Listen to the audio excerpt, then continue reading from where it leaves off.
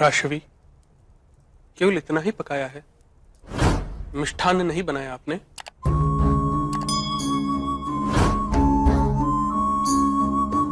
क्षमा कीजिए वासुदेव। द्यूत सभा की घटनाओं के पश्चात हम सभी प्रतिदिन यही भोजन करते हैं। हस्तिनापुर के भाग्य जैसा कड़वे पत्ते और हमारी भावनाओं के भांति सूखी रोटी।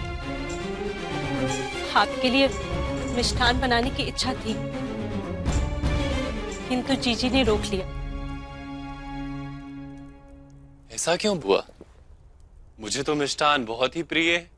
कृष्ण, मेरी दृष्टि के सामने मुझे कुरुवंश का नाश होते दिख रहा है। एक मन कहता है कि इतना बड़ा विध्वंस उचित नहीं, दूसरा मन कहता है कि न्याय के लिए यदि समग्र विश्व भी जल जाए तब भी उचित है। ऐसी स्थिति में किस प्रकार सुख प्राप्त हो सकता है कृष्ण? सुख तो पहचानने की वस्तु है बुआ, प्राप्त करने की वस्तु नहीं। जो व्यक्ति वस्तु को सुख मानता है उसे वास्तविक सुख तो प्राप्त ही नहीं होता।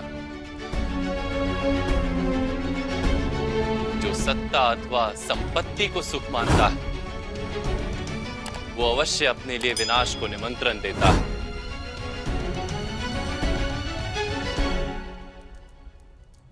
समग्र कुरुवंश का विनाश अनिवार्य है, क्योंकि महाराज धृतराष्ट्र ने वास्तविक सुख के रहस्य को जाना ही नहीं, और उनके पुत्रों ने भी सत्ता में, राज्य में और अहंकार की पुष्टि में ही सुख देखा।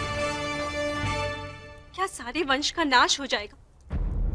किसी की रक्षा नहीं हो पाएगी वासुदेव? रक्षा अवश्य होगी माता पराशवी। धर्म और न्याय की रक्षा होगी। जो नाश के पात्र हैं उनका नाश होगा, और जिनकी रक्षा करना आवश्यक है उनकी रक्षा होगी। इसीलिए मैंने कहा माता, सुख को जाना जाता है, ढूंढा नहीं जाता। लीजिए, अब मैं आपके हाथ के बने मिष्ठान का सुख प्राप्त करूंगा।